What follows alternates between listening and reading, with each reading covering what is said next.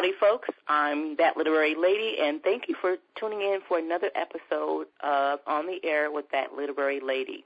Today's special guest is author Shelia M. Goss. Shelia is a national best-selling author and a award-winning author of several of her novels, and we're going to talk about those a little bit later on. But, Shelia, welcome to the show. Thank you for having me, Yolanda. How is it today in New Orleans? Well, I'm actually in Shreveport, which is like 5 hours away, and the weather is great. It's cool this morning. It's supposed to get back up in the 80s later on, but right now it's a perfect time to go sit back on your back porch or take a walk. Well, you guys can keep the 80s. It's raining here in North Carolina, and I'm kind of loving it, but I was hoping that I get to sit back on my deck before the season was over, because this summer we couldn't go out there at all. It was too hot. So you guys can keep the 80s. Just leave us with the 70s. I know, but I'm glad it's cooling off because, like I mentioned earlier on my Facebook page, that it's time for the boots to come out, so I'm happy about that. And we love those boots, don't we? Yes, indeed. Shelia, you have, now, for those who don't know, and there are some that do know, Shelia and I go way back from our Dallas days. I remember when Shelia Goss and Sylvia Lett and I released our books at the same time at Black Images bookstore in Dallas, which was owned by Miss Emma at the time. It's no longer there, but we go back that far, and it is amazing to see how Shelia has bloomed from that point. I'm going to take a minute here and just name off a list of the awards that Shelia has won.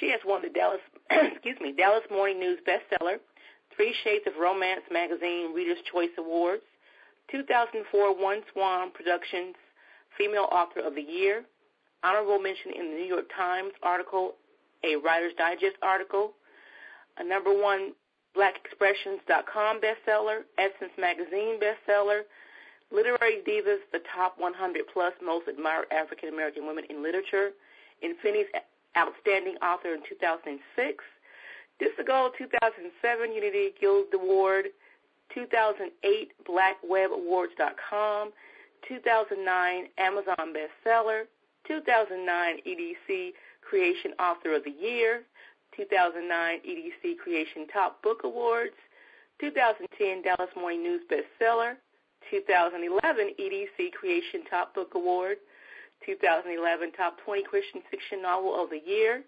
2012 Emma Award finalist for Inspirational Romance, and 2012 USA Today reviews of her book, Ruthless. Oh, my God, Shelia, do you ever rest? Wow, like, who is she talking about? Because, you know, when you're going through writing the books, publishing the books, promoting the books, you're really not even thinking about the awards.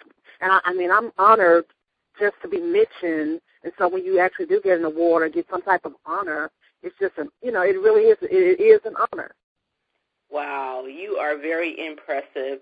And on top of writing books, Shelia is also a freelance writer, correct?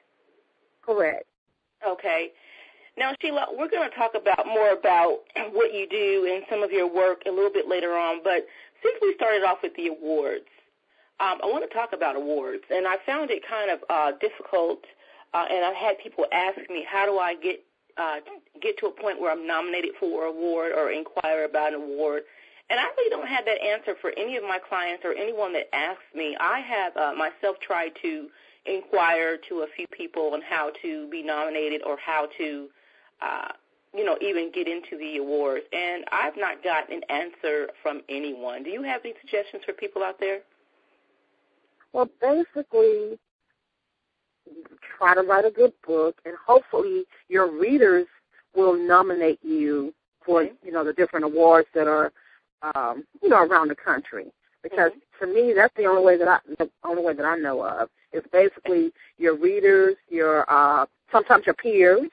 Readers and peers are the ones that nominate a lot of authors for a lot of these different awards and stuff. So that's the main thing. Is just just try to keep a positive attitude. Put your book out there and hope and pray that your readers get your point, with the books, and so they'll help spread the word about it.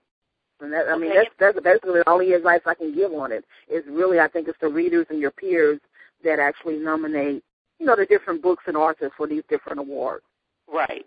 And I imagine that's why reviews are important to authors as well, although I hear people saying that authors shouldn't put too much meaning on negative reviews, and I do tell some of my clients that if you have more positive reviews than negative reviews, you should probably focus on the positive reviews. But again, that's why it's important if you read an author's book to do a review on that book so they can gauge on what people actually think about their book. If there's no review out there and no one's saying, hey, people tell you they like your work all day long, but if there's really no way to really gauge if people are liking it or not liking it, they're not, really sure. So let's go ahead and swing into reviews. What are your opinions on reviews? Reviews are important, the good ones and the bad ones. And most readers know that if they see a bad review, they know if it's a personal attack on the author or if it's basically just talking, about the actual book itself. So, we're smart enough to figure that out. Because I know sometimes when someone gets a negative review, they kind of take it and, take it personal. But it shouldn't be personal because it's your book. But I understand as an author, it's our baby, and then we release it, and somebody may talk about our baby being ugly, and we're thinking that's the prettiest baby ever. Right. But try not to take it personal. And also just remember that it could be the best book out there. 100% of the people will not like it because no one likes everybody doesn't like everything. So try not to take it personal. Reviews are needed because it actually gives other people, people in the industry, other readers, an idea of what the book is about outside of what you write on your synopsis. Right. And some readers, they will read the book and then read reviews, and some readers read reviews before they purchase the book. So just, everybody's different in that aspect. But I feel that reviews are important, and a lot of the most popular books have a lot of one-star reviews, but yet they're selling millions of copies. I don't want to give, I'll just name the book because everybody's going to talk about it. What is it, the Shades of Grey book? 50 Shades of Grey. 50 Shades of Grey. That book there. But it has a lot of bad reviews. However, it sold millions of copies. Yeah, so I did a workshop on people are not going to everybody's not going to like your work, basically. And I used one of Stephen King's book as an example. It's a best-selling book, but if you go back and look at the reviews, he had more 1, 2, 3, and 4 stars than he did 5 stars, but that book still was a bestseller. So Sheila mentioned earlier about authors taking it personally. Use it as a gauge, but don't take it personally because, again, everyone is not going to like your work, and I say that all the time. Just, focus on the ones that do like your work, and the ones that don't like your work, see what they're saying. What is it that they don't like about your work? It may be a valid point. It may not be, but take it and use what you can and throw the rest away. That's my model, basically. Exactly. That's what I do. And that way you won't get boggled down and worried about, this review is so bad, and they're hurting my feelings. Like I said, don't take it personal. Now, I have to ask you, Sheila, because I have been stalked. Stalked to the point, oh, my goodness, that it was just in unbelief. Have you ever been stalked for writing a negative review? Well, you know what? Before I became a published writer, I used to write reviews for Shades of Romance magazine, and I have to give a shout-out to Lashana Hoffman for giving me that opportunity because I've always been an avid reader, and so she gave me an outlet to be able to write my reviews.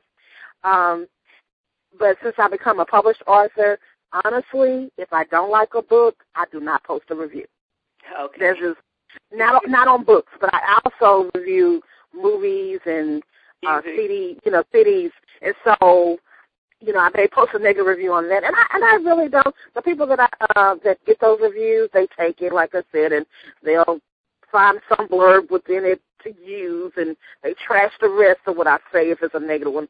But as far as reviewing another author's book, now that I'm a published author, I refrain from posting negative reviews. So that's why if you do go under my name now, you'll also see a lot of 5s and 4s, only because I don't want, because I know how it is as an author. And no, I don't want these hate emails coming in. Oh, you only said that because you're trying to, bash my book to make your book look better. No. So I just decided a long time ago, if it's not a book that I would recommend, I just don't mention it. I don't post a review on it. I keep my comments to myself. I may talk to somebody offline, because I'm an avid reader, so I talk to other readers offline.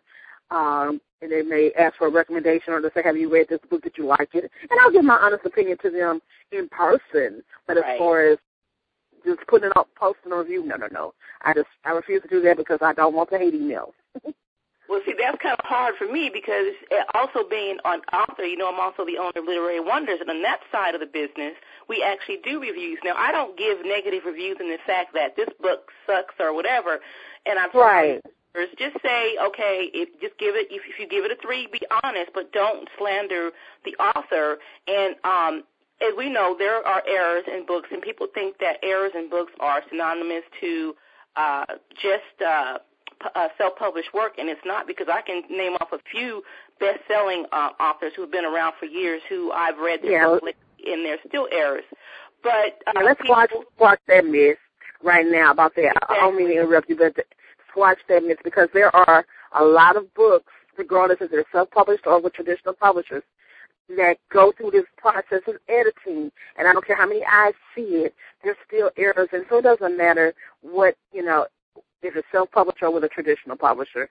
Some errors will not get caught, and sometimes you do turn in your corrected manuscript, but once it gets to the typeset, once we get to that stage, they can put the wrong one. And I've seen it with traditional publishers, like you said, and I'm sitting here like, why is page 20, why is page 200 missing? And this is with traditional publishers.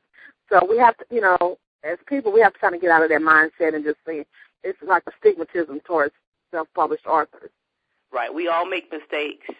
But for my reviewers, I tell them, if the book has errors, you can do it one of 2 ways. If the errors don't mess up the flow of the book, then don't even mention the errors. However, if the errors make it so impossible for you to even read that book, then I would say something to the effect of, the errors made it impossible, but I wouldn't slander the author, but they're still going to get the rating they deserve. And I actually had people calling my house hanging up. I had people sending me hateful email. I had people putting the word out that Literary Wonders, this, and that, and oh, my God. So people, don't take it that seriously. It's not that serious. Now that is taking it to the extreme. It is, and I keep on. You know what? And when it comes to errors like that, I'm pretty sure that reviewer isn't the first person to notice that. And if you notice, they'll say they are. You're the only one that noticed that, or you're the only one that made a comment about that. And I'm thinking either they're lying or they just didn't care. Right. So hopefully, they'll stop taking it personal. And like I said, take what you can use, because if there's a lot, like I said, page 20 is missing. Okay, you need to go back and correct that for your next printing or your next upload on your ebook, Right. So. Right. Well, let's go in and talk about pseudonym names. And, excuse me, I am a little sick, so my words might get a little jumbled. But Shelia also writes under the pseudonym of Sparkle, correct? Correct. Now, I've had this dilemma in the past where I have wondered if I should do that, or if other people have wondered if they should do it. And someone was telling me that they didn't want to write under a name that they didn't feel they would get credit for. They wanted their name on it. And I've heard people say that it's a good way to go off into different genres. What was your reasoning for picking up a pseudonym name? Well, I kind of regret that I didn't start off writing under a pseudonym. Because, I started off writing romance and everything. But, I'm going to just be honest. The vein in me, wanted my name to be out there. So that's why I chose to go ahead and write under my name. And so, fortunately, I have built, I think, a good reputation in that area where I do have a name. So I've had the accolades, as you mentioned earlier in the interview, under my name. So I feel now that I can go, and venture out and do other different things under pseudonyms. Right. Now, I write in different genres. Right. And that's another reason why I wanted to use pseudonyms, because of that, so they won't confuse the readers. Because readers who read my romance books, and then they may read some of my Christian fiction books, may, like, wait a minute, this was a Christian fiction. Well, My Invisible Husband, or Her Invisible Husband, as the ebook, is not Christian fiction. It is a romance book. Right. So there is going to, there are different elements in romance than there is in Christian fiction. And so that's another reason why I wanted to, but at that point, I was told by my publisher at the time that Christian fiction needed to be written under your real name. But if I knew then what I know now, when I did decide to write Christian fiction, I would have chosen a pseudonym for my Christian fiction. Okay. And I also actually wanted to write the Lip Gloss Chronicles, the young adult series, under a pseudonym, and I actually turned it in under a pseudonym instead of going by my full name, Shelia M. Goss. I was just going to write under Sheila Marie, like Tina Marie, Sheila Marie. However, against my wishes, it was written under Sheila M. Goss, so I had to go along with the flow. So when it came down to my latest young adult series, the Sweet 16 Diaries, Sade's Secret, I turned it in under Sparkle, which is my pen name for that. And, I was able to write it under Sparkle. And the only reason why I even wanted to write it under a pseudonym is so that it could separate the reader. So when a person picks up a Sheila Goss book, I want them to know, okay, they're going to get a romance book with a twist. They may get some suspense with a twist. Even in the case of Christian fiction, because if you've read Delilah or Ruthless, you know that both of those books, even though based on biblical stories or modern-day tales, and, I take it there as far as I can take it without crossing the line, without crossing the line. So all of my adult books, I give it some type of twist. Now, with my young adult books, like the Lip Gloss Chronicles, like I said, I really wish I could have just written them under a pseudonym, only just to separate them, because I do not want teenagers that read the Lip Gloss Chronicles or Sade's Secret to read my adult books, because even though some of them think they're grown, I don't want them reading those type of books. I want them to stick to the young adult books, because I deal with subjects that relate to them. And so I feel like there's no need for them to read the adult books of mine. Okay, now, you mentioned a minute ago the Sweet 16 Diaries. Mm-hmm.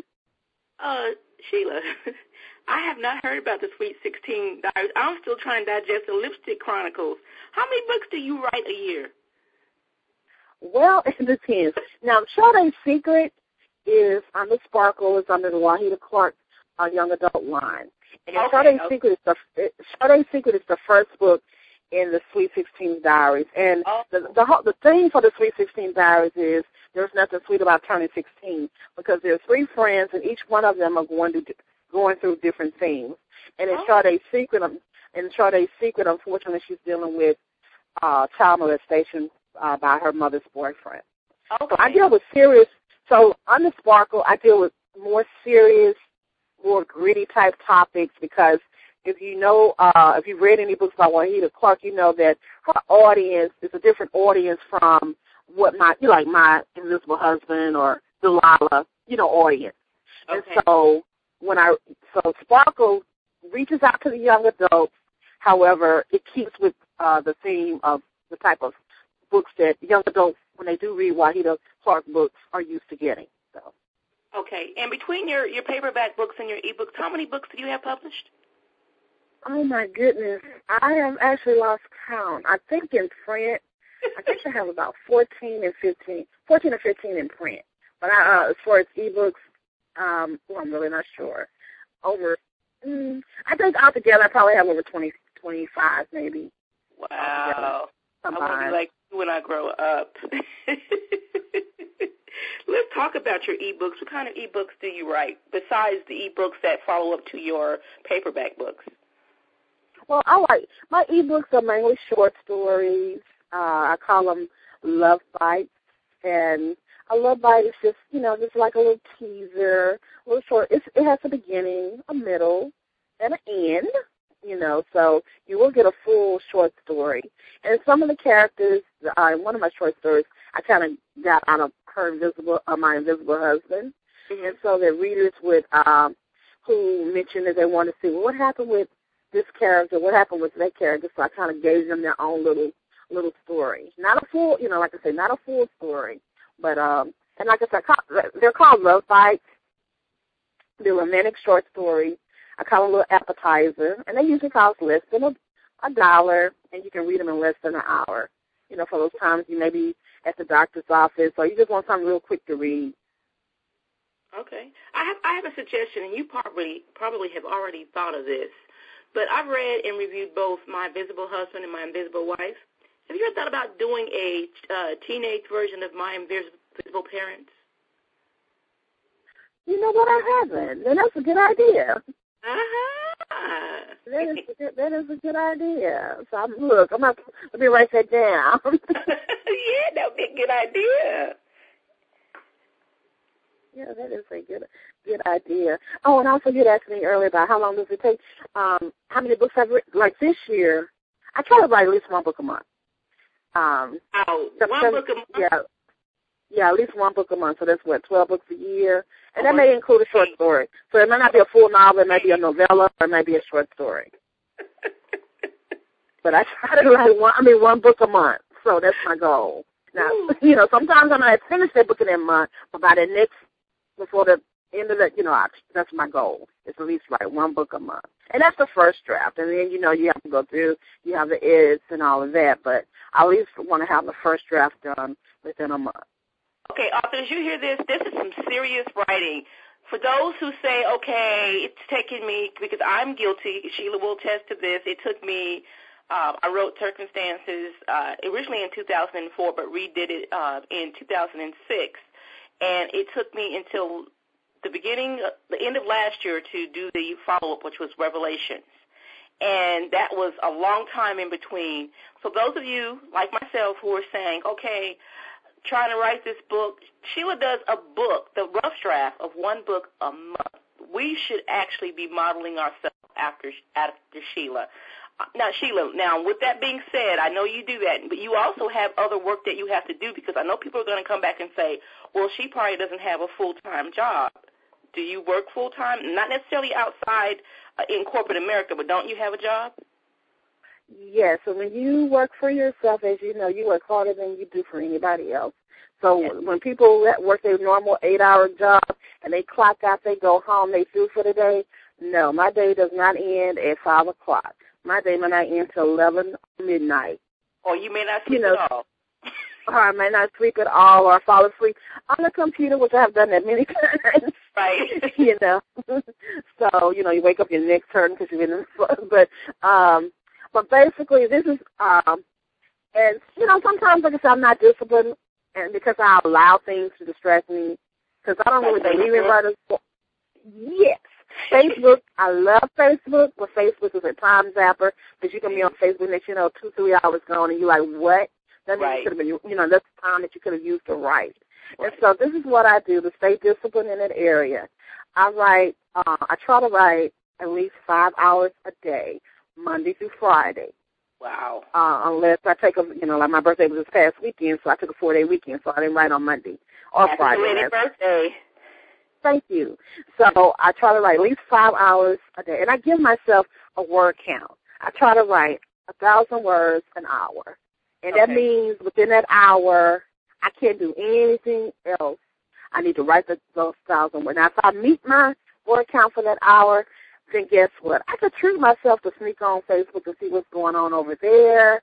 I can go surf the Internet a little bit, check my emails a little bit, maybe even sneak in a phone call or a text too, if I meet my word count for that hour. If I don't meet my word count for that hour, that means the next hour, I'm going to have to try to double up until I get, so instead of say 2,000, because the next hour I'm supposed to write another 1,000. So like I only wrote 500 the first hour, that means the second hour I'm going to have to try to write 1,500. Right. And the key is you have to turn off the self-editor. Because the self-editor, you will be stuck on one sentence if you have the self-editor on. Because you want to get the first draft out, because you need to have something on paper so you can go back and mold it. Because if you don't have anything to work with, then you don't have a novel. So you want to get the first draft out. So you have to turn the self-editor off as much as you can. And what I do, like say I wrote 5,000 words today. Tomorrow, I will reread before I start. I reread those 5,000 words and see, okay, make sure everything's flowing. And then I'll go back and get started. And sometimes I may go in and make some changes because I'm like, oh, no, that don't make no sense. So I'll go back and make changes before I start my next, next day of writing. But that's what you have to be disciplined. You have to give yourself a word count goal because if you don't, you may not reach it. And so that's how I do it. Now, everybody writes differently. But in order for me to get a book completed, that's how I have to do it because I just started a new book yesterday. I wrote 3 chapters yesterday, but I also worked on revisions of this screenplay. So writing the 3 chapters was just like something extra for me to do because I was writing on a screenplay all day yesterday, and I was determined to get my first 3 chapters of this new book done just to see how I was going to like it. And I love this. I can't wait to get back to it next week because this week I'm also working on another screenplay that I want to finish, at least the first draft of it, by the end of Friday. So each day I give myself a goal of what I need to write. And if you stick to that, just like if you were working for XYZ company and they gave you a project and they gave you a deadline, what will you do? You will meet that deadline because you don't want your boss sending you emails, calling you into their office. So you have to treat your writing career as a real job. Right. I'm glad that you said that and reiterated that because a lot of us need to hear that. A lot of people out there, and myself as well, need to hear that because sometimes it does get hard. We do tend to get, self-pity. Are you still there? I'm here. Okay, I'm sorry. I thought you hung up there. But we do tend to get caught up in self-pity and or just defeat, and it can be done, and you're a prime example that can be done. I wanted to ask you, what is Candy Deli?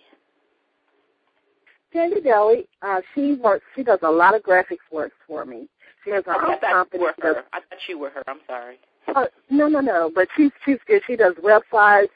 She does banners, and we work together. I do my own banners and stuff as well. I do animated graphics. But she does websites and everything, and she does banners and stuff. So sometimes I outsource some of my work, for her to do. Okay. So if I can't, and I know if I can't do it or don't have the time to do it, I definitely can count on Candy to do that. And that's one thing about this industry. When you start working with different people, you kind of, just build. That's why networking is so important. Right.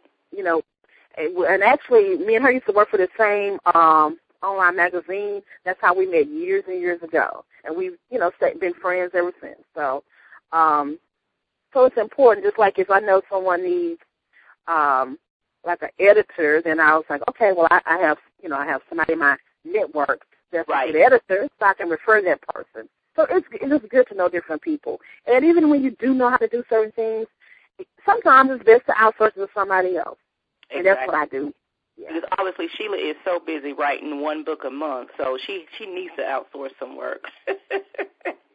Well, Sheila, thank you for being on the show today. And before you go, can you tell our audience how they can reach you online and how they can contact you to book you for a book signing or a speaking engagement? Sure. My website is SheliaGoss.com, and it's SheliaGoss.com. And I can be contacted via my website, or you can email me directly at SheliaGoss@AOL.com. And it's SheliaGoss@AOL.com. I'm also on Facebook. I'm also on Twitter. But my Facebook page is kind of full, so hopefully, you'll join my fan page. And that way you can still, get access to all the same information that I post on my regular Facebook page. And please note that Shelia is Shelia. I sit and crack up on a daily basis where people are talking to Shelia on Facebook, and they want to put that I after that E when it actually goes after the L. So it's spelled differently because she is unique. It's Shelia, Goss. Shelia, you go ahead. And so I'm glad you spelled it out because if you send it if you don't spell it that way, I'll never get it. Then you'll think I'm not returning your emails. And I'm like, no. I return every email that I get. So I don't want you to think that I'm not returning your email. Right. Do you have any last words for our audience before we go? Well, I just wanted the authors out there, I want them to, just stay determined. Don't allow, negativity to soak in, and learn as much as you can about the industry, about the craft, and keep at it. I'm so glad you said that, because a lot of new authors don't get that part where you have to research the industry and continually find out, because we both know this industry changes on a daily basis. So you can't just say, well, I did some research about 2 years ago. That information is probably irrelevant at this day and time. So continually do your research and create yourself a network so you can keep in the loop and give and receive, and you should be successful, correct? Correct. Okay, well, Shelia, thank you for being on the air with that literary lady, and I wish you much success. I know you have to go get some more writing done, and I've just purchased Sade's Secret. I have to go read that book now. Thanks a lot, Shelia. Thank you. Bye-bye. Bye-bye. Well, folks, this has been another episode of On the Air with that literary lady. I'd like to thank author Shelia Goss for joining us today and giving us insight. Please remember to look for us at ontheairwiththatliterarylady.blogspot.com, or you can find us on iTunes. And coming in January, we will have On the Air with That Literary Lady on Blog Talk Radio. Please tune in every Friday as we host a different author, entrepreneur, social media, marketing, you name it, geek, technology specialist. We interview them all. So please join us. If you have any suggestions for shows, please email us at info@thatliterarylady.com. And until next time, I bid you adieu, adieu, adieu.